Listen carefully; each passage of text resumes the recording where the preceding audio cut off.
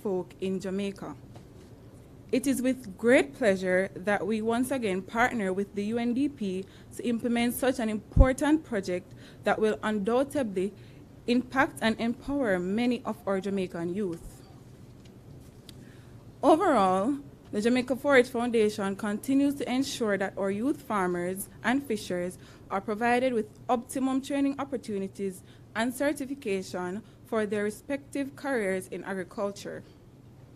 As an organization, we continue to strive towards getting more youth entrants into the sector by exposing them to research, innovation, and by providing increased opportunities, particularly for our youth female cohorts. We look forward to the continued support and growth and strengthening of the Jamaica 4-H Foundation's partnership with the UNDP as we strive to become transforming force in communities through training, educating, and empowering the Jamaican youth. Again, on behalf of Mr. Donald Gordon, welcome and thank you for joining us today.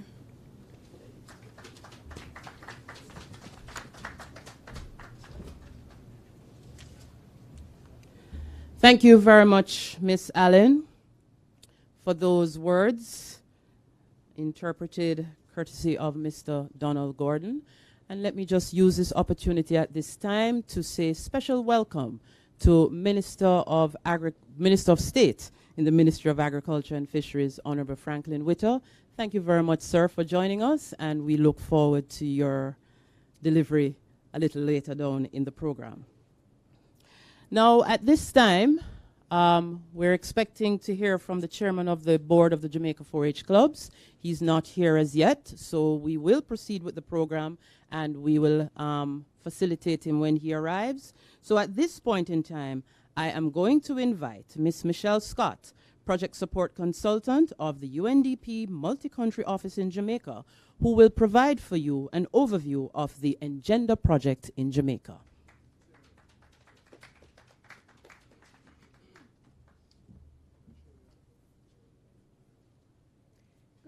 A very good morning to everyone. It is my pleasure this morning to provide you with an overview of the Engender project in Jamaica. The physical impacts of climate change and natural hazards often compound pervasive structural inequalities and socioeconomic vulnerabilities.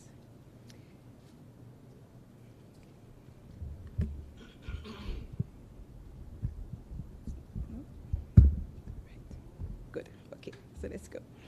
I will start again. Thank you. The physical impacts of climate change and natural hazards often compound pervasive structural inequalities and socioeconomic vulnerabilities. This occurs because gender equality and human rights are frequently not given the consideration required in climate change mitigation and adaptation, and in disaster risk recovery and response. Women and men typically respond and react differently in various stages of disasters and recovery. The groups with the least knowledge and capacity to take short-term measures to limit impacts from climate-related disasters are often the most affected. For this reason, the Enabling Gender-Responsive Disaster Recovery, Climate and Environmental Resilience in the Caribbean, Engender project, seeks to further integrate gender equality and human rights-based approaches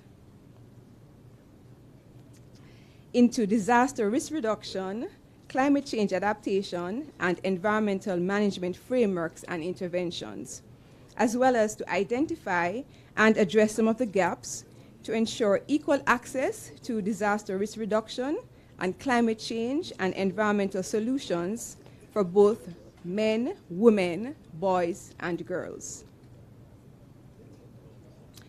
The project has 4 main objectives. Firstly, to advance the gender-responsive implementation of national adaptation plans and nationally appropriate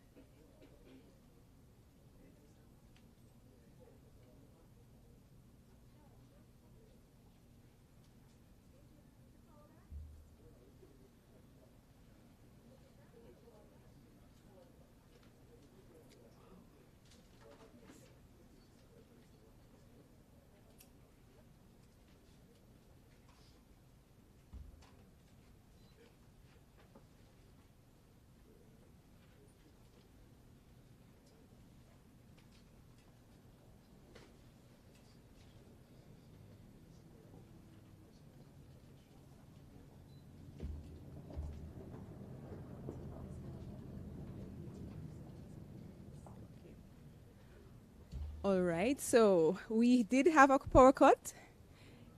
It's been returned, and we'll just give us a few minutes and we'll resume the program. Thank you.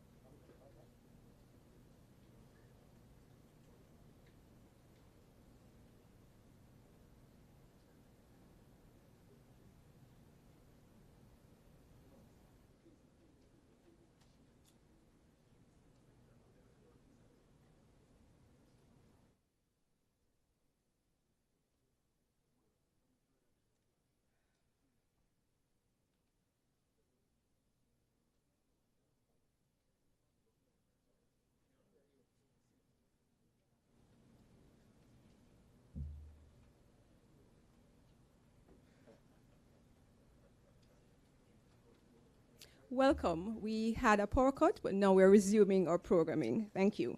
So I will continue. The project has 4 main objectives. Firstly, to advance the gender-responsive implementation of national adaptation plans and nationally appropriate mitigation actions at the sector level, according to national priorities, focusing on sectors that have the greatest beneficial impact for women and girls. Secondly, to support representation of the needs and perspectives of the most vulnerable populations in cross-sectoral, inclusive governance, and national climate change planning. Thirdly, building government capacity for gender-responsive, intersectoral access to climate finance through innovative solutions. And finally, to build on the work of other partners working at the national level to assist countries to develop and/or strengthen gender-responsive and inclusive national recovery mechanisms and plans. The Engender project commenced in 2019 and will end in March 2023. It is being implemented in 9 Caribbean countries, including Antigua and Barbuda, Belize, Dominica, Grenada, Guyana, Jamaica, St. Lucia, St. Vincent and the Grenadines, and Suriname. Engender has been funded by Global Affairs Canada and the Foreign Commonwealth and Development Office, United Kingdom. The budget allocation for Jamaica is $792,000 US. Engender is being implemented directly by UNDP Jamaica in collaboration with the Climate Change Division within the Ministry of Economic Growth and Job Creation. Strategic oversight is being provided by a technical working group comprised of the Climate Change Division, Planning Institute of Jamaica, the Bureau of Gender Affairs, the Ministry of Transport and Mining, and the Network of Rural Women Producers. I will now share with you our main achievements so far. In 2021, the Government of Jamaica's technical capacity, particularly staff from the Planning Institute of Jamaica, the Bureau of Gender Affairs, and the Climate Change Division, was strengthened in integrating gender into climate change policy frameworks and nationally determined contributions and their associated implementation plans through participation in gender and NDC training clinics. The training clinics complemented the government's ongoing national and institutional efforts to mainstream gender into climate-related policy and regulated frameworks. Notably, since the training, the BGA has integrated gender and climate change targets into Jamaica's revised national policy for gender equality, and they have also developed a gender and climate change module and led trainings to strengthen the capacity of the government's gender focal point network.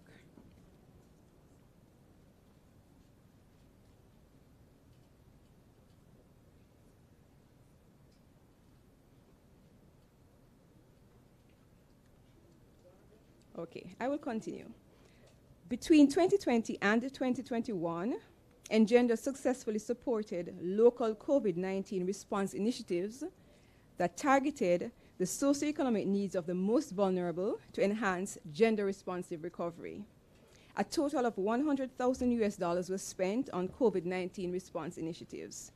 Through partnership with the Bureau of Gender Affairs, 1,400 nutrition and hygiene care packages were distributed. 200 households received income support grants, and 5 small businesses received income generation grants. The COVID-19 response also involved the delivery of psychosocial support towards gender-based violence prevention and response through E4Life, a local NGO. 30 survivors of gender-based violence received psychosocial support and tools, and 42 first responders, including 28 mentors and 14 community leaders, received training in case management. Our annual work plan. Right, so we're back. Right. So between January 22 to March 2023, the program will be implementing activities in 2 broad areas. Firstly, policy, legislative, and institutional framework development. Under this area, we'll be executing 4 activities. Firstly, we'll be supporting the government through the Ministry of Transport and Mining to review and revise the national transport policy towards the development of a gender-responsive and climate-proofed national transport strategy and national transport plan.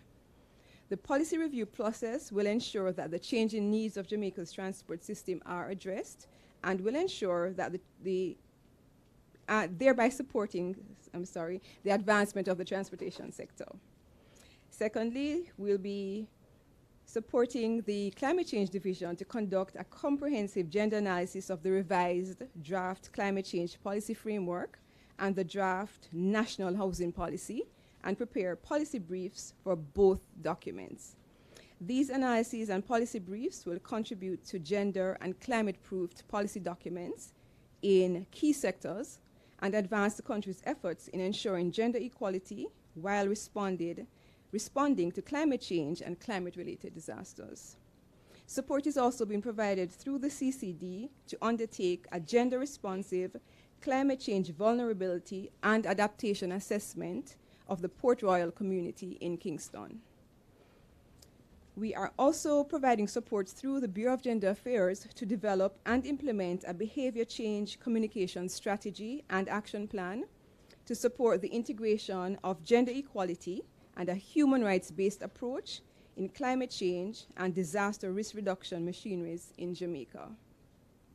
Our second broad area is the implementation of gender-responsive national adaptation plans and nationally appropriate mitigation actions. And this is why we're here today. The Engender Project is supporting the efforts of Jamaica 4-H Foundation to strengthen the adaptive capacity of 600 youth farmers and fisherfolk in selected communities in Jamaica. Under this program, there will be a climate-smart agriculture and fisheries awareness campaign, as well as capacity strengthening of 175 farmers and fisherfolk in climate-smart agriculture and fisheries and enterprise development. I now wish to present a short video that will explain our pilot project.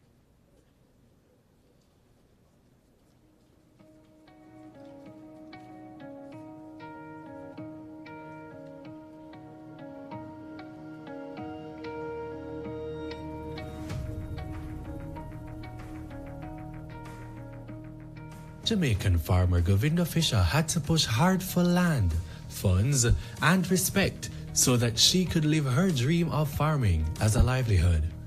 Pressures came from all sides in this male-dominated field. Peers and family would say, "You're so beautiful, go back home, get married, and start a family." Govinda is a minority in a male-dominated field where youth account for only 20% of all farmers. 69% of all youth farmers are male and 31% are female. In the fisheries sector, the imbalance is far greater. There are only 5.9% female fishers according to the National Fisheries Authority. Together, farmers and fishers are crucial for sustaining fresh food supplies, but lingering inequalities can curtail the full potential of the sectors, and climate change and natural disasters can endanger food security. Building resilience to climate shocks and getting more women and young people involved on a level playing field could be game-changing. With support from Global Affairs Canada and the Foreign Commonwealth and Development Office FCDO United Kingdom, a new pilot project will help male and female farmers and fishers in select communities across Jamaica equally access project opportunities, adapt to climate change, build resilience to its impacts, and recover quickly when disaster strikes. Youth unemployment is falling, but currently stands at 15%. The pilot project contributes to national efforts to further lower youth unemployment and to engage more young people in fishing and farming. Young men and women from select communities across Jamaica will benefit from training and inputs to help them thrive in fishing and farming and related value-added enterprises. Over a 6-month period, young fishers and farmers will receive professional advice on climate-smart agriculture and value-added income-generating opportunities in their sectors, become trained and certified in crop and livestock production, fisheries, and agro-processing, and receive venture inputs, technical support, and coaching to start their own businesses. Successes and lessons will be studied carefully with a view to expanding to other communities. At the end of the pilot phase, young farmers and fishers on the front lines of climate change will be equipped to adapt, thrive, and earn. Young people must face the future by becoming resilient to the challenges posed by climate change and natural disasters. This means that both young men and women must have equal access to opportunities on a level playing field. By strengthening equality in the fisheries and farming sectors, young people will be empowered to grow, empowered to feed their families, and fully prepared to make their contribution to economic growth.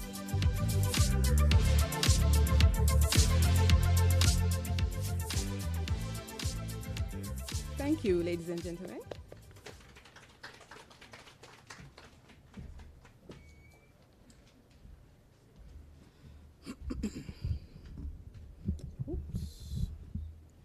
Thank you very much, Michelle, for that concise overview of the project.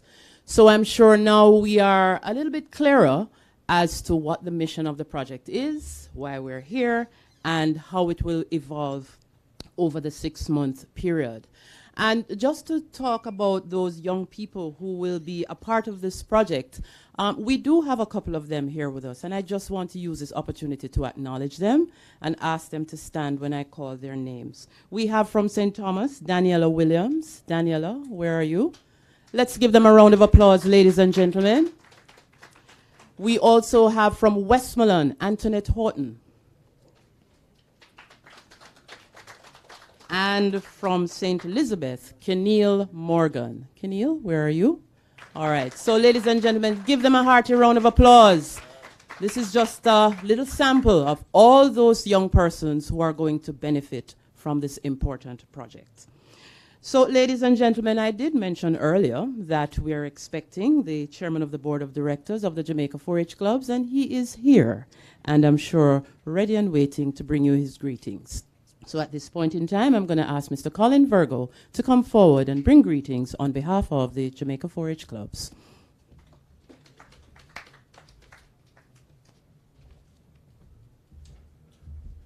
Thank you, Madam Master of Ceremonies, Ms. McCormack, Minister of State, Ministry of Agriculture and Fisheries. As a matter of fact, acting minister today. Minister Charles is off the island. So Busha for one day, still Busha. Your Worship, the Mayor of Maypen, Councillor Winston Marage, a very active and strong supporter consistently, like Minister Witter, of the Jamaica 4-H clubs for many, many, many, many years, regardless of what capacities they serve. Dr. Ronald Blake, my hardworking executive director. The next person I'll mention, she is more than a friend of the Jamaica 4-H Club. She's family. Mrs. Denise Antonio is someone who consistently reaches out, engages, checks on the Jamaica 4-H clubs in much the same way that you would check on your favorite niece or nephew. And it is something that we do not take for granted. I really want to say to the entire UNDP team, we give sincere thanks for your continued support and partnerships with the Jamaica 4-H clubs over the years. The High Commissioner of Canada, our partners from the British High Commission and UK AID, Ms. Scott, so we're here today talking about a project that is building women, building agriculture, and building climate resilience. Now, all these things sound good to say. And all these things are buzzwords now, and they are nice cliches and nice taglines. But to what extent do we appreciate and fully understand the tangible impact of this? I'll give you an example. As a matter of fact, I see some of our friends from InMed here. I realized they started following me on social media the other day. All the time on my social media, I'm sure they're having the time of their life now. Mm-hmm. All the time on social media, I post the videos from all over the world. And here in Jamaica, of natural disasters happening in unprecedented ways, in unprecedented places. Flash flooding, drought, all sorts, wildfires, all sorts of incidents that impact human life. You know, a lot of us take for granted how dangerous it is. Not just to your personal life, but even to the value of property that you own. Because of this nice buzzword, this nice cliche that you call climate change. So, a few years ago, when Mayor Marage had to contend with some unprecedented flooding here in Clarendon, places in Clarendon that never used to normally flooded. And even places that would flood from time to time, flooded in ways that it never normally flooded. Do you know the impact that that has on a pensioner who has invested in a home? They are at an age and stage in life, Reverend Wickham, where they can't move again. Tapa, they are at that place in life where what they have saved is to carry them towards that final point. It's not to purchase a new home and to relocate. Just a little over a year ago, Minister Witter in his constituency, same thing. Some places that not even during the largest hurricanes to hit Jamaica, never flooded. Flooded. Ladies and gentlemen, if there is anybody who is still unclear in their mind as to why climate change and climate resilience is so important, or what it means, or what are they talking about, that's what they're talking about. Climate change is something that is not a next man's problem. It's not for the other person to worry about. Climate change and climate resilience affects each and every one of us. If you are even an extremely selfish person, then think about the risk it runs, not just to your life, but to the value of property that you may own, live, or reside on. So when our international partners would have come together to support a program such as this, and in particular to give such important attention to women, you are doing the entire world a favor. Not just Jamaica. Not just the Jamaica 4-H clubs. You are doing the entire world a favor. We must not take these things for granted. All of us, in closing, I'll simply remind us that all of us have to live somewhere. And you have to eat to live. Well, although my better half would probably tell you that she believes that I live to eat. But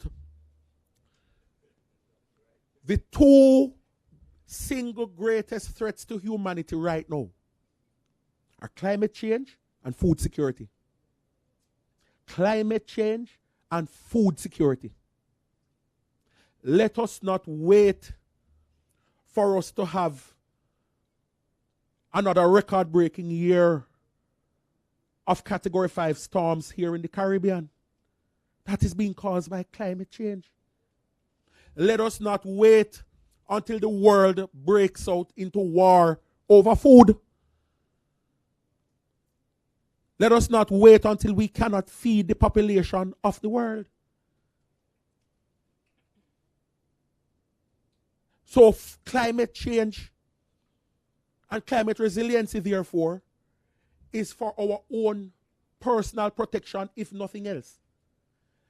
And they are symbiotic because the food security is essential to the survival of each and every one of us as individuals. So any angle that you choose to look at it from, to take it from, it is crucial. Ladies and gentlemen, partners, I want to sincerely thank each and every one of you for supporting these initiatives, supporting these programs, making them a success. And I have to big up, selfishly, my 4-H team, because they don't drop the ball on anything at all whatsoever. And that's not even my own words. Our international partners have said it repeatedly, that there is no other organization that they enjoy working with as much as the Jamaica 4-H clubs, because we get everything done well, done on time, done in budget, done in scope, and done to the highest pedigree. God bless you all and thank you for your time.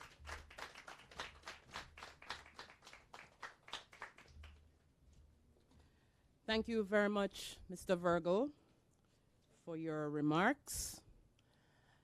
And ladies and gentlemen, I just want to remind you that though we are here on location, we are also streaming live on JIS Television, the Public Broadcasting Corporation of Jamaica, and the Facebook pages and YouTube on Clover TV for the Jamaica 4-H clubs.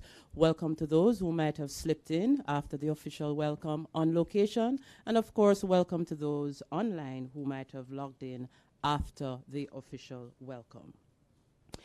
At this time, we are going to show what is the linkage between this Engender project and the Jamaica 4-H Club's national priorities. And who better to explain that linkage and to show exactly how they will combine is none other than the Executive Director of the Jamaica 4-H Clubs, Dr. Ronald Blake, who I now invite to come to the lecture.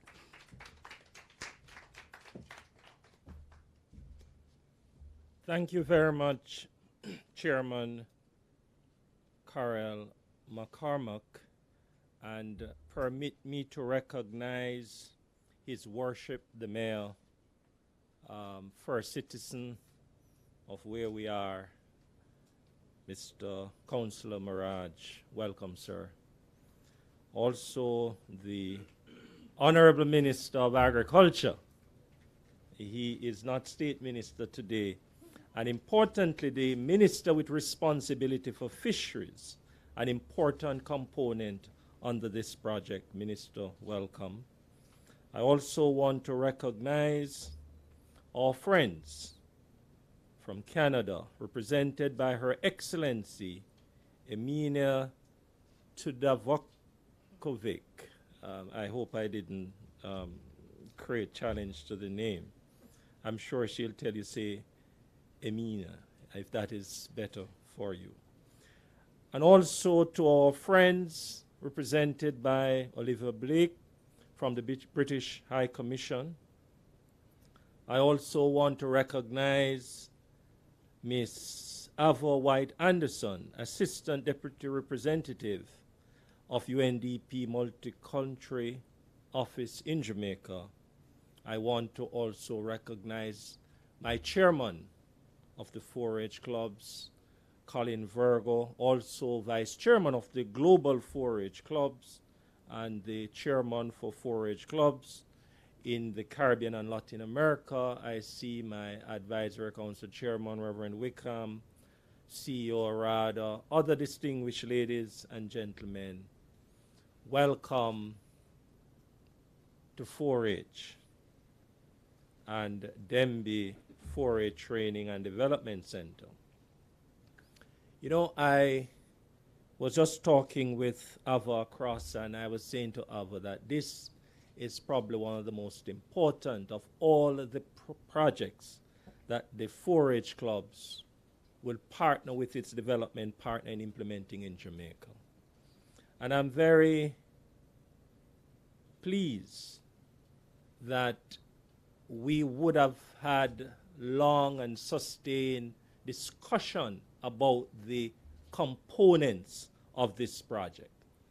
And one of the important things about the four clearly described components, as Ms. Scott did, is how they strategically align with the priorities, not just of the Jamaica 4-H clubs, but the Ministry of Agriculture, Jamaica on a whole. And I want to say, you know, to Oliver and Her Excellency, and I want you, colleagues, to listen carefully, that one of the things about the environment or the ecosystem on a whole is that whatever you do anywhere in the world to the ecosystem impacts the world everywhere.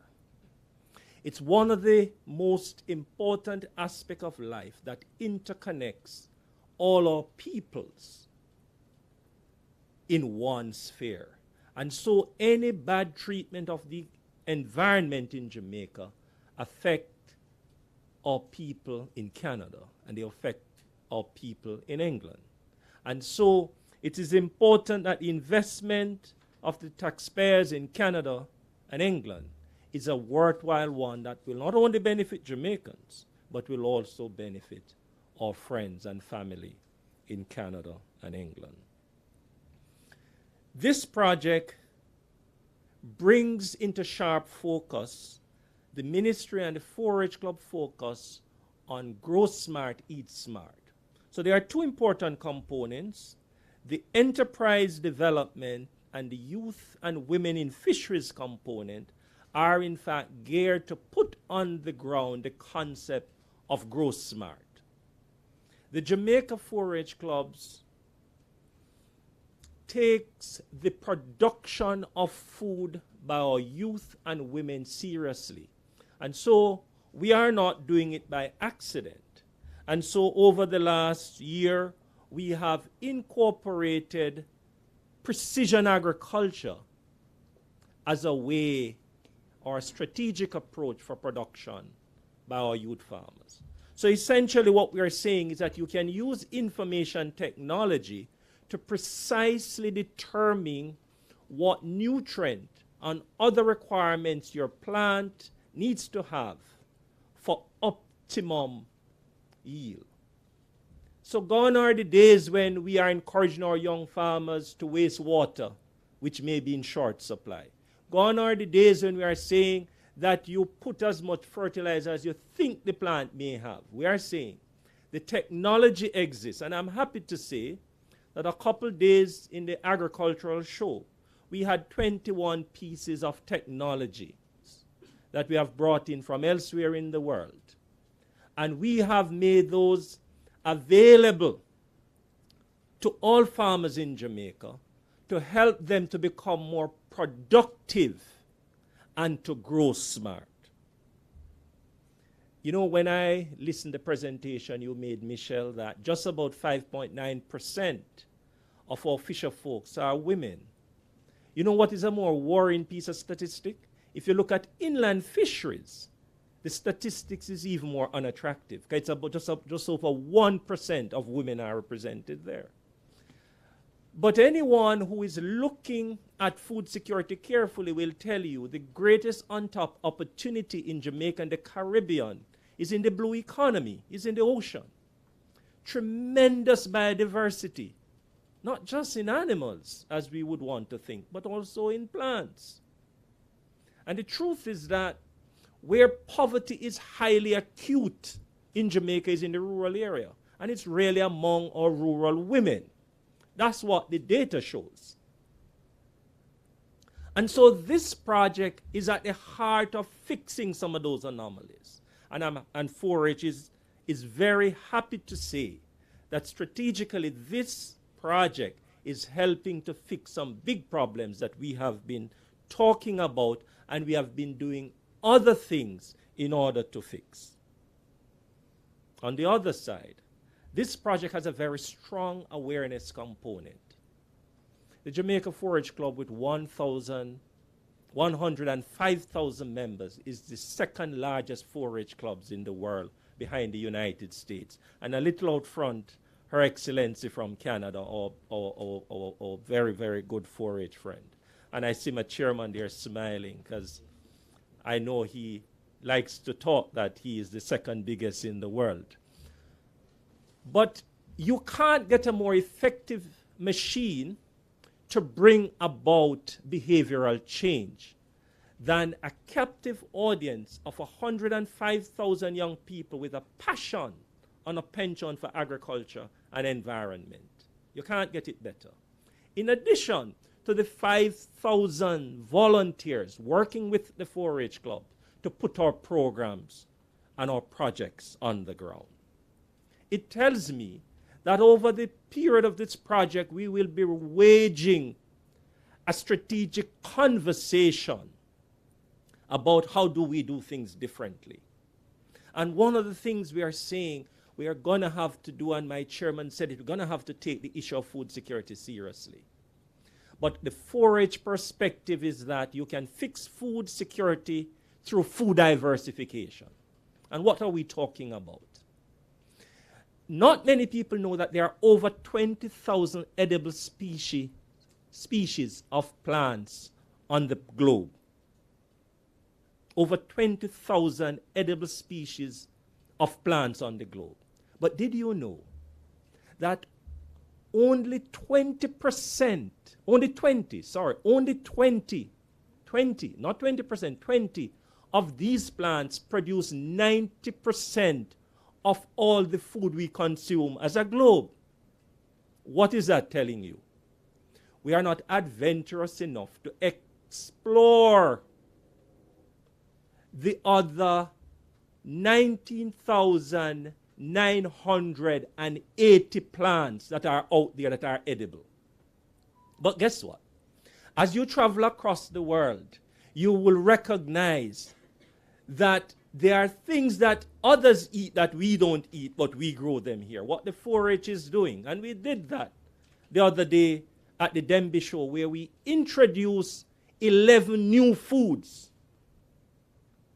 Because the truth is, we believe that if we're going to fix food security, we're going to have to start to eat some of the things that can be eaten that we are no longer eating. And one of the good things about some of these foods, they are resilient to the changes that we are seeing in climate. For example, the scientific world is now out on purslane, and it's one of the crops that we are showcasing and we are encouraging. And they feel that the answer to developing drought-resistant plants, the answer is actually in that plant. And I'm very happy to say that this is new and emerging research with Winston, is that the Jamaica Forage Club over the last 4 years has taken that plant out of the wild. And it has very potent nutraceutical value, for many Jamaicans will know.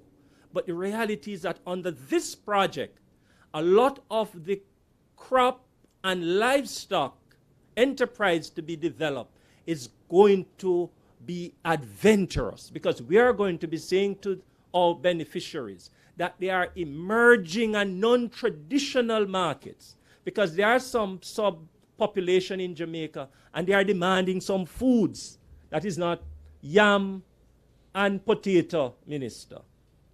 You know, there's a food that we all like to eat, and all of us inside here like it, and we don't even know it's bamboo shoot we're eating. Big demand for it, you know, bamboo shoots. Really tasty. Those of you like your choy mein and so, that crunchy white substance, it's bamboo shoots. They're growing the wild here. Are we taking advantage of that? Are we taking advantage of sea grapes? Sea grapes is resilient to any kind of climate variation. Mr. Ewart. But are we one of the largest imports of fruits in Jamaica, Minister? You know what it is? It's the grapes, you know, that we brought in. But where you and I are from in St. Elizabeth, there's just so many of those grapes that are grown there, Councillor Mirage. And they grow there. One tree, I say to people, one of those trees, when they are properly laden, can supply any supermarket for the week with enough grape. And my technical people is telling me that they are far more nutritious than the ones we like to import. And those are threatened by the variation in climate. The reality is that this project will have a substantive strategic link between our food diversification program. And the other area that is dear to my heart under this project is agro-processing. For approximately 45% of the food we produce is wasted before it gets into your mouth. Under our Eat Smart strategy, we are saying we're going to have to cut the waste, and we're going to have to find more innovative ways in doing the things we do. I said to my home ec department recently, I want you to do an experiment with green bananas. We eat a lot of green bananas in Jamaica. We like it for breakfast, Mayor. I am challenging, Minister, that the skin of the banana is about 40% of the weight of the banana. When you remove the skin from the green banana. You're chewing that, you know. But I hear when you stir-fry that, you have nothing better to eat than that stir-fry banana skin. It is comparable to the stir-fry eggplant and chocho and all the other green, healthy, solid greens that we like to eat. These are the strategic link between this project and what is going to fix the whole issue of food security.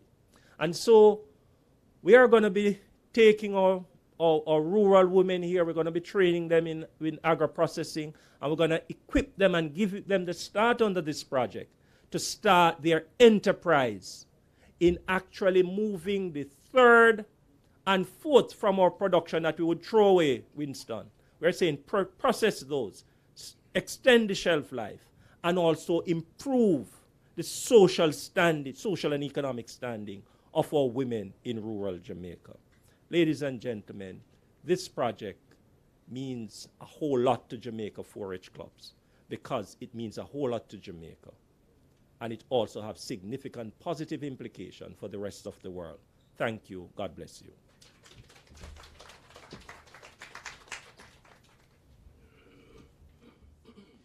Thank you very much, Dr. Blake, for showing us exactly how this project will be linked, or is linked, I should say, with the national priorities of the Jamaica 4-H clubs, because everything we do at the Jamaica 4-H clubs has a link to some priority out there, and of course that is how we create the impact that we do. So thank you again, Dr. Blake, for those remarks. And speaking of remarks, ladies and gentlemen, it is now that time when we hear from our partners, and we're going to start with the head of the Jamaica Political and Development Team and Senior Governance Advisor of for the Caribbean from the British High Commission, Mr. Oliver Blake. Mr. Blake, please come forward, sir.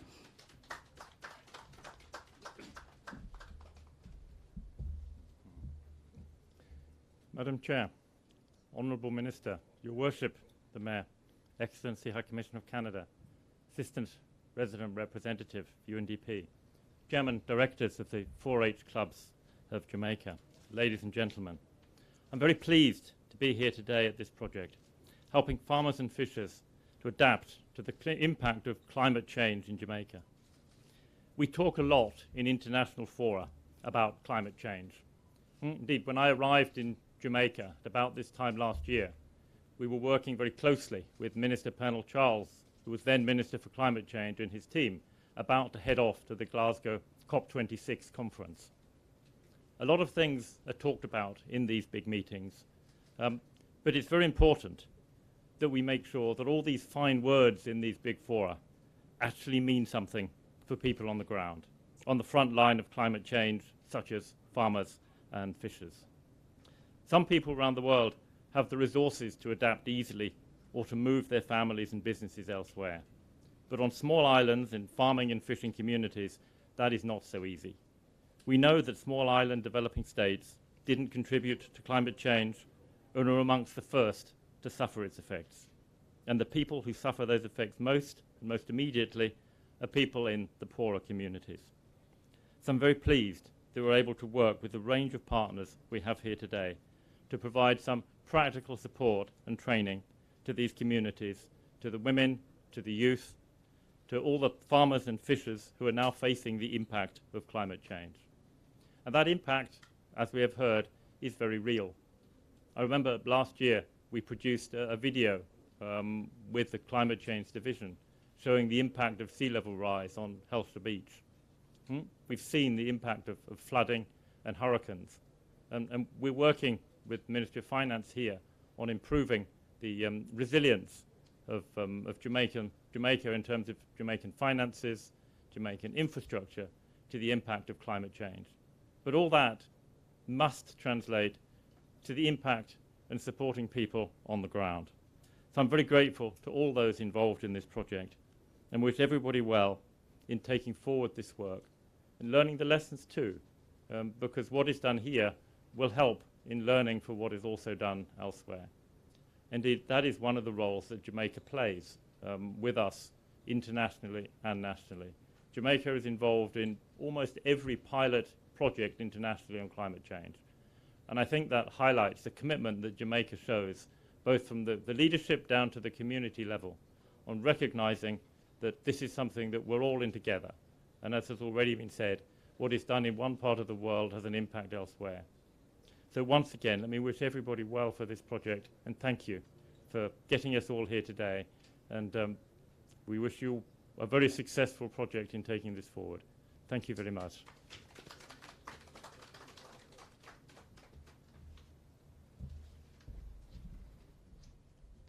Thank you very much, Mr. Blake, for your remarks. Now, you heard earlier that, as Mr. Virgo described her as a very good friend, the resident rep of the UNDP multi-country office in Jamaica, she always keeps a check on us though she's not here physically, she is sending her regards. So, ladies and gentlemen, I'm just going to ask you now to cast your eyes on the screen as we hear remarks from Ms. Denise Antonio, Resident Representative, UNDP Multi-Country Office in Jamaica. Minister of Agriculture and Fisheries, Honorable Purnell Charles Jr., MP, High Commissioner of Canada to Jamaica, Her Excellency Emina Tudakovic, Head of Jamaica's Political and Development Team and Senior Advisor of the Caribbean British High Commission, Mr. Oliver Blake, Honorable William Shaguri, Custos Rotulorum, Clarendon, His Worship the Mayor, Councillor William Mirage, Mayor of Maypen, Director, Jamaica 4-H Foundation, and Chairman of the Board of Directors, Jamaica 4-H Clubs, Mr. Colin Virgo, Director, Jamaica 4-H Foundation, Dr. Ronald Blake. Good morning to all of you. I am delighted to mark this important milestone in our shared journey to advance Jamaica's climate resilience through the Enabling Gender Responsive Disaster Recovery, Climate and Environmental Resilience in the Caribbean Project, for short, ENGENDA. Agriculture forms one of Jamaica's key productive sectors and is also one of the most vulnerable to the effects of climate change and natural disasters. Fishers and farmers play a vital role in food security, but there are current imbalances that can limit their potential contributions to growth. Only 20% of farmers are young people between the ages of 18 to 35 years of age, and only 31% of those youth farmers are female. In the fisheries sector, this is even further reduced to 5.9%. The inequalities run deeper than participation. They also touch on access.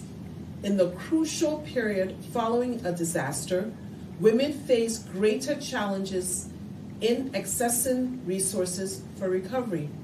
The numbers are clear. We need more young people and more young women to participate in this sector. We need to ensure the playing field is level for all to access capital and support for resilient livelihoods and recovery in the event of a climate-induced disaster. We need greater investment in gender-sensitive resilience programming to strengthen Jamaica's climate resilience. A gender-equal approach into integrating youth, women, men, persons with disabilities, and other groups at risk of being left behind will maximize the resilience and productivity of Jamaica's fishery and agricultural sector.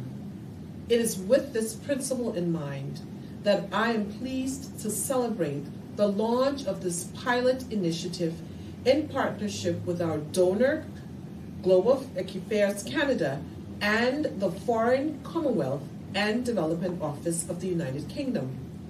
This groundbreaking initiative will seek to model gender equality in access and opportunities to climate resilient resources for young farmers and fisherfolk. It will be implemented by our invaluable partner, the Jamaica 4-H Foundation, and directly aligns to the 4-H Club's Youth in Agriculture program that is within the Ministry of Agriculture and Fisheries. This estimated $21.5 million Jamaican dollar grant will reach more than 600 young people through skills building, business development, contributing directly to sustainable and climate-smart livelihoods within the agriculture and fisheries sector. The work to be undertaken holds much promise for transforming our beneficiary communities, particularly the youth.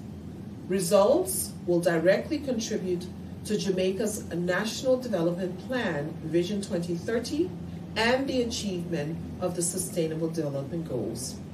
UNDP remains committed to our national partners in supporting this critical work to adapt and mitigate the impacts of climate change on our sectors. Now, let me turn to the youth who will be implementing and benefiting from this initiative.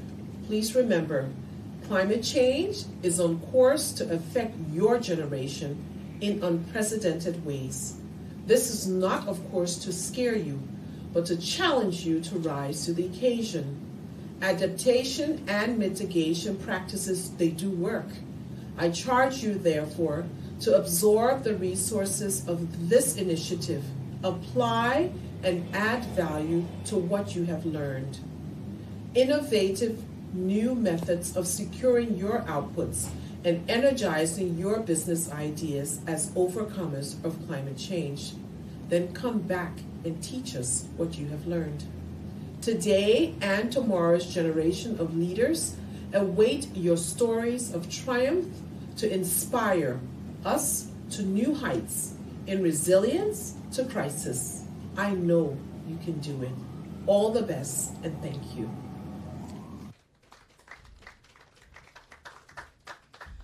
And thank you to Mrs. Antonio for your message via the digital medium. Again, let me just say a pleasant morning to those online. And of course, we also have beneficiaries of this project online. Thank you very much for joining us.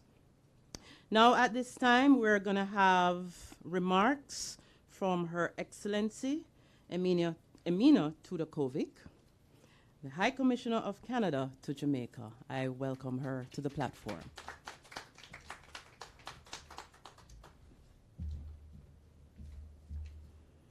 Good morning. Good morning, Minister, Mayor, representatives from 4-H. I'm going to do the typical all protocols observed because my notes were getting all over the place on everybody I had to greet. But good morning, ladies and gentlemen. As most of you are aware, Canada places gender equality and the empowerment of women and girls, and by extension, other vulnerable groups, at the heart of all our development efforts. Gender equality, thank you, is the most effective way to reduce poverty and to build a more inclusive, peaceful, and prosperous world. Governments must continue to prioritize sectors where the most vulnerable remain at the forefront. The Enabling Gender-Responsive Disaster Recovery, Climate and Environmental Resilience, and Gender, I realize now why you have a really snazzy acronym because it's a mouthful, is a project that was conceptualized to do precisely that. Through Agenda, we have already supported work, including a revision of the National Transport Policy, to ensure the changing needs of Jamaica's transport system are addressed and to allow for gender equality and climate change considerations to be mainstreamed. This work in the agricultural and transport sectors provided opportunities for policy articulation to strengthen the integration of gender equality into sectoral planning and implementation processes to address both adaptation and resilience. Today, Canada is proud to support today's initiative that will contribute to advancing gender equality here in Jamaica, including through this pilot project, strengthening the adaptive capacity of young farmers and fishers in Jamaica. As many of you are aware, fishing communities across the Caribbean and here in Jamaica are experiencing rapid changes in the coastal ecosystems that underpin livelihood security. In Jamaica, these changes are partially reflected in the collapse of the local capture fishery, which has exacerbated ecological, social, and food security challenges. I'm very pleased that this project will work towards strengthening the adaptive capacity of young farmers and fishers in selected communities in Jamaica, with a view of targeting close to 900 youth.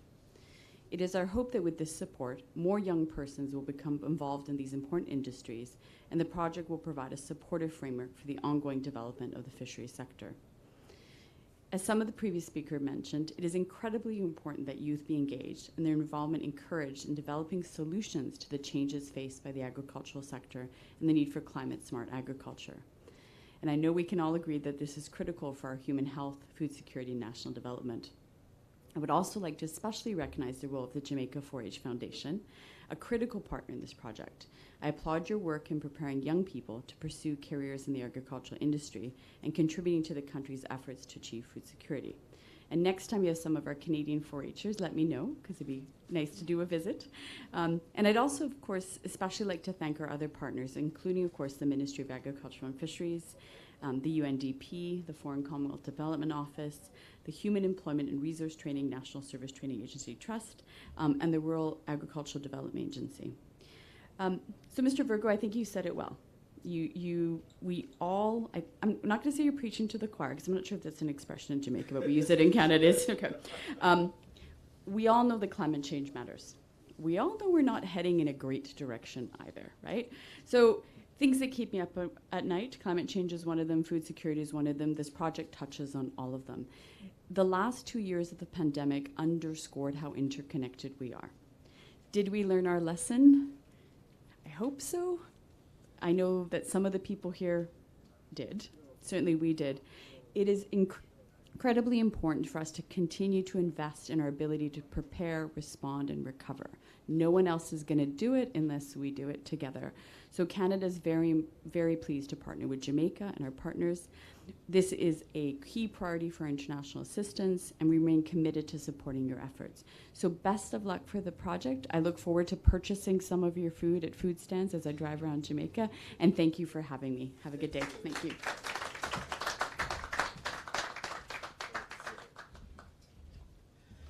Thank you very much, Your Excellency, for your remarks.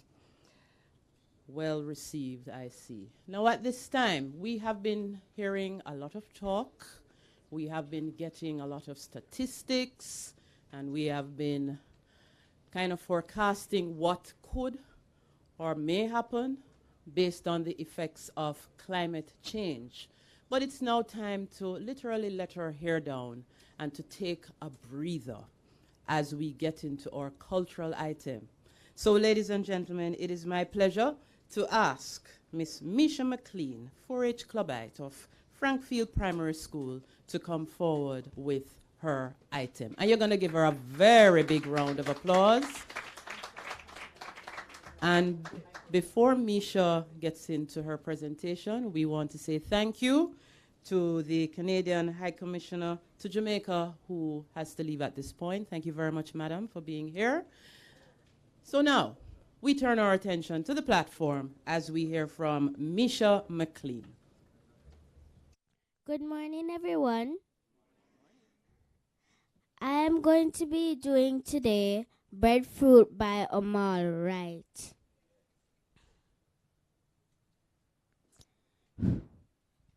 Big up my heritage, yes, in a, oh.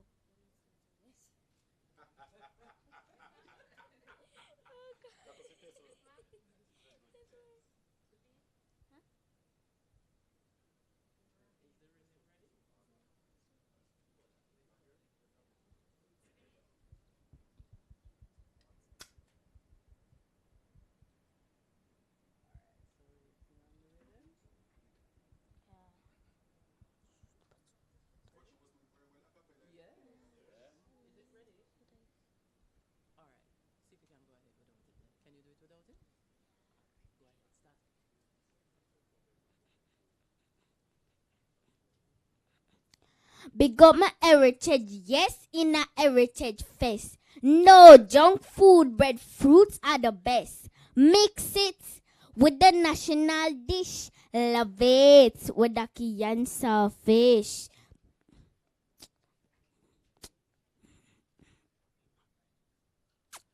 Eat healthy, bag just enough for me. My love my breadfruit with a little cocoa tea. No big tough bone fear bite and chew. Rasta love it in the ital stew. It's the vital food with the ilalu. Live a healthy lifestyle like I do. If you want to see me scrum my plate clean, just give me breadfruit with beer bean.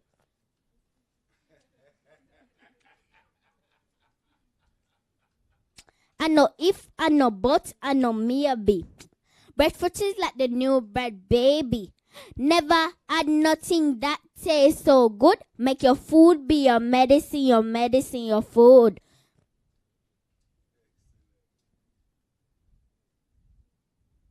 My neighbor breadfruit smile with me. Another tree a ball out come pick me. I sing squitting in my ears like Britney. But at jail time, reality hit me. As a pitney, when hungry lip me, straight the feet to the breadfruit victory. Breadfruit tastes good whether roast or fried. Me not give me breadfruit like a most man cry. Become a heritage, yes, in a heritage fest.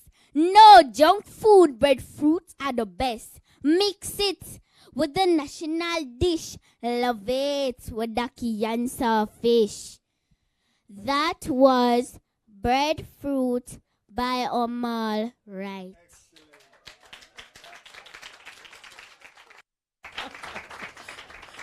All right, so we big up breadfruit. Yes, I wonder how you love it. How do you love it? I love it roast and I love it fry. How do you love it? Every way. All right, I remember what you said earlier, Chair. Now, let's hear it again for Misha McLean from Frankfield Primary. And Misha, stand up again for me. I hope you took notice. She's wearing our breadfruit. Stand up, make them see you, Misha. See? Turn round, man, and show the breadfruit on the T-shirt. Give her another round of applause. She came well attired. So now, ladies and gentlemen,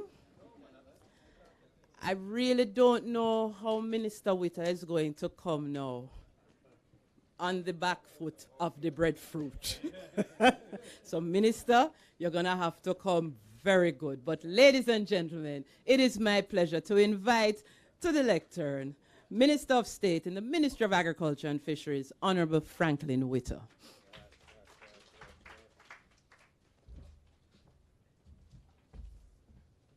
You know, I have a big breadfruit tree at the back of my house. You know? Yes. So the good yellow heart, and it bear good. So it's a good thing I always eat breadfruit regularly, because if it were not so, then I would have to find my little friend. Yes. To give me some advice as to whether to eat it fried, roast, boil. But I like it every way, as my chairman said. I like it in all different ways that it is prepared.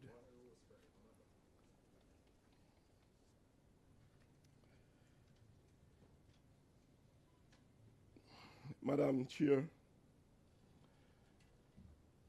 I'm very disappointed that Her Excellency would have left before the meeting is complete, but it gives me a little break because I know the pronunciation. Was giving everybody a little problem. I realized that when Colin came to make his presentation, he didn't bother to call the name. And I was struggling too. So notwithstanding my disappointment, that she has to leave, it gives me a break in terms of trying to pronounce her name. Miss Ava White Anderson, resident representative, UNDP, multi-country office in Jamaica, Sir Title. Mr. Oliver Blake, head of the Jamaica Political and Development Team and senior governance advisor, British High Commission. Sir Colin Virgo, our chairman, my good friend in other circles. Yes. Dr. Ronald Blake, who we have just discovered recently that we are related. So I'm going to be making sure that Dr. Blake visits his family in St. Elizabeth. Yes. And when you come, you can get further breadfruit from my backyard. Yes. Mr. Michael Scott, Project Support Consultant, UNDP. Mr. Winston Simpson, our new acting CEO at RADA. I'm looking forward to continue working with you as you embark on your new capacity as CEO. Mr. Donald Gordon, Director, Jamaica 4-H Foundation, Reverend Wickham, Chairman, Inland Advisory Council, Jamaica 4-H Club, Mr. Kelly, or Mrs. Kelly Bennett, Business and Entrepreneurship Development Manager, Jamaica 4-H Club. Yes, first class. Miss Misha McLean, 4-H Clubite, Frankfield Primary. My good friend and colleague, His Worship, the Mayor, Councillor Maraj, in your town, sir, and I look forward to the good treatment I always get when I visit your town. Yes. Members of the media, ladies and gentlemen, good afternoon. Is it afternoon now? Still morning. Good morning. I came in late, so I thought that it was afternoon. I'm very happy this morning to be sharing in this exercise. I think it is a very, very important exercise as we seek to making sure that we adapt to the realities of climate change. I listened to previous speakers who mentioned the importance of us making sure that we bring this kind of support to the level, I think, Mr. Blake, you mentioned, to the level of the grassroots, because we will talk about the importance of adapting to climate change. And sometimes those at the bottom who really need the support, sometimes we leave them out. But this project is aimed at getting down to the level of those who really need the kind of support to ensure that we can be resilient as we go about our business in the fishery sector and in the agricultural sector. I was at 3 meetings recently in Clarendon, and I listened to the statistics in respect of the numbers as it relates to women who are involved in agriculture and young people who are involved in agriculture. And notwithstanding the fact that we are way behind in terms of where we would want it to be, but my recent involvement and participation in the meetings with the 4-H Club, I've really realized that there is some new energies as it relates to young people and women in agriculture. And therefore, I am feeling very happy to know that we are on the right path. Because when I went to the last function, the majority of persons who were there to receive leases and other benefits were mainly women and young people. So that means we are on the right path, so we are getting there. Yes, I think we need to clap ourselves. Ladies and gentlemen, it is no secret that our women and young people face great challenges in accessing resources to adapt to climate change. And if we are to create a future that ensures agricultural security as we grow smart and eat smart, our youth must be at the forefront of this drive towards food security. Traditionally, fishing and farming are male-dominated fields.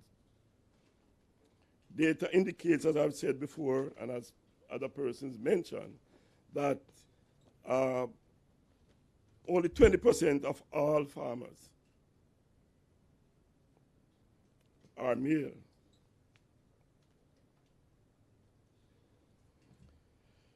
Are young people, with males about 69%. Young farmers are about 31%. This imbalance is even greater in the fishery sector, with just 5.9% being female.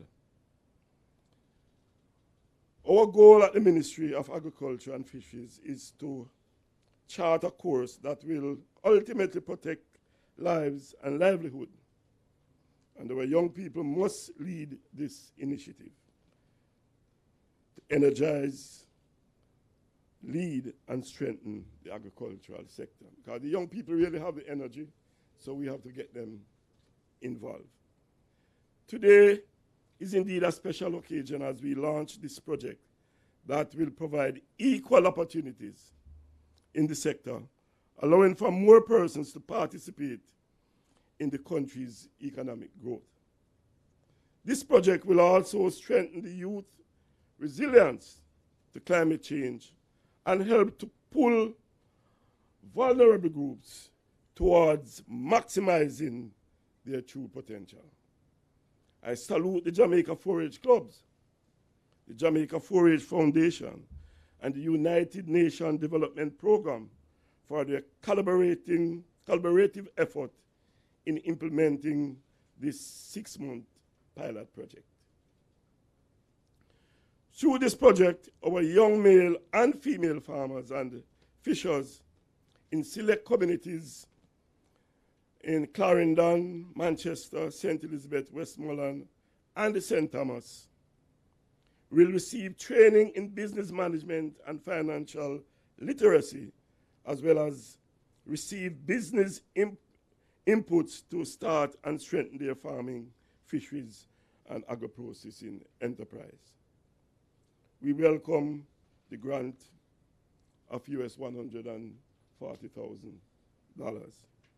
from the Global Affairs Canada and the United Kingdom Foreign Commonwealth and Development Office. We look forward to the increased awareness that our 600 youth will receive on climate-smart agriculture, gender roles in mitigating climate change and building resilience, and value-added income-generating opportunities in the sector. Importantly also, we welcome the capacity building of the Jamaica 4-H Foundation and Jamaica 4-H clubs. Its volunteers and other key stakeholders group through the Train the Trainers program in disaster risk reduction and business community planning. Training and certification of 175 youth in crop and livestock production, fisheries and value-added agriculture, the provision of venture inputs, technical support, and coaching to 110 youth in the development of agricultural-based enterprise. These are some of the initiatives that we'll be focusing on, and I know that this will go a far way in making sure that our increase in production and our awareness at the community level is increased as we seek to adapt to the realities of climate change. I listened to my chairman, and he mentioned some of the issues that we face at the community level in terms of Jamaica's position in relation to how our communities are structured.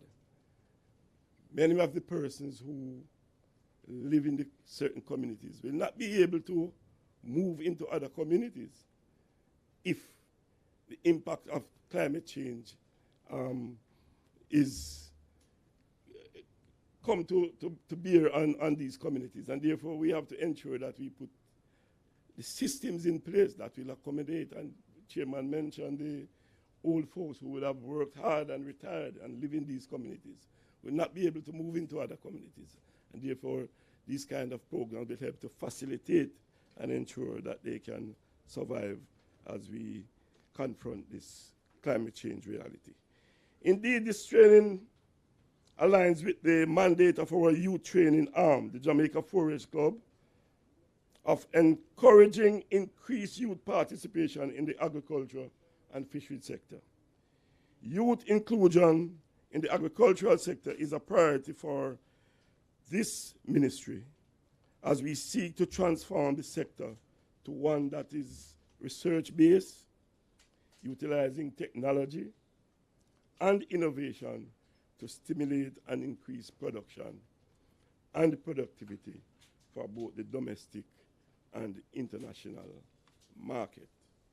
In support of this, we are directing 20% of all benefits towards youth in agriculture. This means that our youth will be given preferential terms in accessing government-owned land for lease. And as I mentioned earlier, that project has started. We have been making sure that we provide these land spaces for the youth to be involved in agriculture. Since April of this year, we have signed leases with 50 young male and female who will operate from our agri-parks and production zones across the island. Through the Rural Youth Economic Empowerment Program, REAP, we are also providing 1,000 young people with the necessary training in life skills and entrepreneurship, along with the tools so that they can pursue successful businesses. These initiatives form part of the ministry's main program of increased agricultural production and productivity and food security, and is integrally aligned with the strengthening of agri-enterprise and climate change adaptability. In closing, I wish to express our appreciation to all the partners here for this collaboration, and I look forward to its successful implementation. Thank you. God bless you.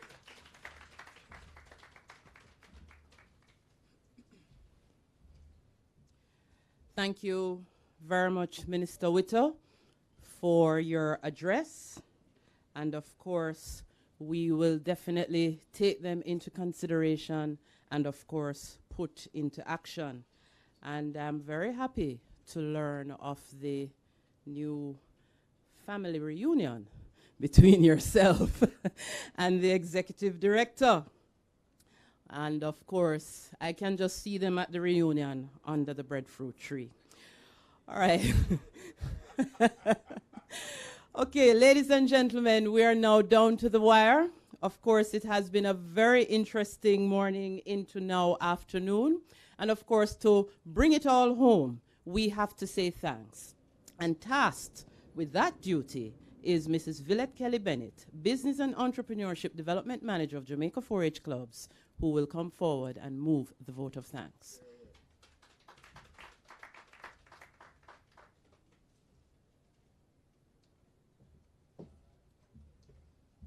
I take it it's now afternoon. Good afternoon.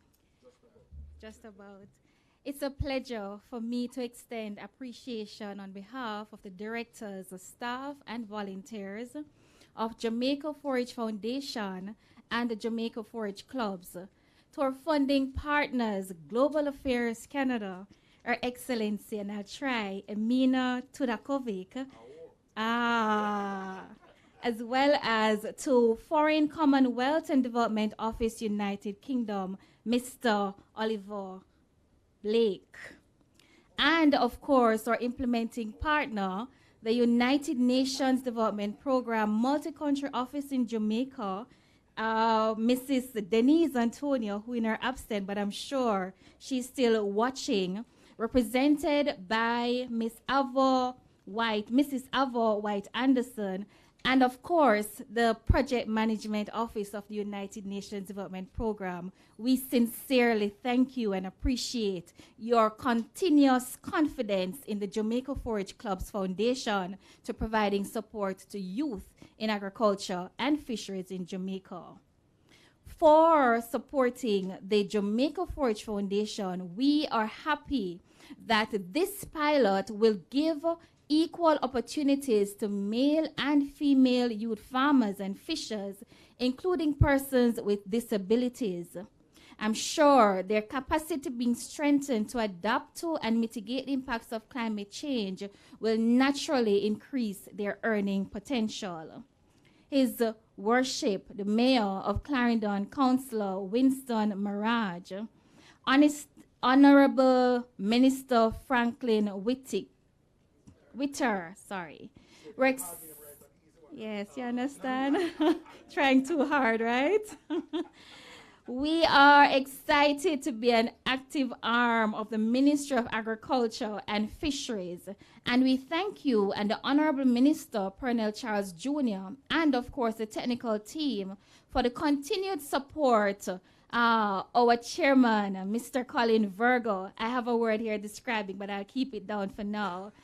Sir, the board under your stewardship continue to push us and stand as our greatest cheerleaders to fulfill our mandate. We applaud you. We continue to salute Dr. Ronald Blake, our Executive Director, Jamaica Forage Clubs, who is quite resolute about investing in young Jamaicans for greater contribution to national development through its vibrant Youth in Agriculture program. Sir, you're not lost on us. We heard your passion for food diversification, and certainly through this program, as we look at improving the resilience of our young persons in adapting to climate change, food diversification will be an important component as we help them to explore new business opportunities within the sector. I must add, while not here, Dr. Bellamy from the National Fisheries Authority, a very important partner who is working with us and who actually has assigned the staff to supporting us in the implementation of this very important project. We salute them as well. Mr. Winston Thompson, Acting CEO for RADO, Rural Agricultural Development Authority. Mr. Winston Simpson, I think my glasses may not be working today. My apologies, sir. Mr. Winston Simpson, Acting CEO, Rural Agricultural Development Authority, a very important partner that continues to support the forage clubs in the implementation of its activities. Ms. Sharika Campbell in Med-Caribbean, another partner that is assisting us in rolling out particularly the fisheries component as we seek to support our young persons in getting involved in aquaponics. And so, ladies and gentlemen, I must also speak on behalf of the over 600 youth, many of whom are logged on via Zoom, Facebook, YouTube, who will gain increased knowledge of climate change and its impact on food security and their livelihood. With the ending impact of this pilot, I'm certain that at least the 175 youth will be certified and the 110 youth-led enterprises that will receive venture inputs and handholding support will in short order, Honorable Minister Witter, contribute to the adaptation and innovation and technologies in the sector. Reverend Roy Wickham, Chairman, Island Advisory Council, Jamaica Forage Clubs. Thank you, sir, for inviting the presence of God, our ultimate provider, in our presence today. And Mr. Nika Allen, who so ably represented Mr. Donald Gordon, Director for the Jamaica Forage Foundation, who was absent unavoidable. And oh, what excellent excitement Miss Misha McLean, our 4-H clubite from Frankfield, gave us through breadfruit. And of course, I love my breadfruit too, Misha. To our own Miss Carol McCormack, our permanent MC, Public Relations and Marketing Manager, Jamaica 4-H Clubs, who as usual piloted us through the program, media, viewers online, our hospitality team, our team members from the 4-H Clubs, 4-H Foundation, and of course those working hard in the back. We appreciate you sharing your time with us today and look forward to your continued support as we continue to empower Jamaican youth in agriculture and fisheries to meaningfully contribute to Jamaica and becoming more food secured. Bless you and walk good. Thank you.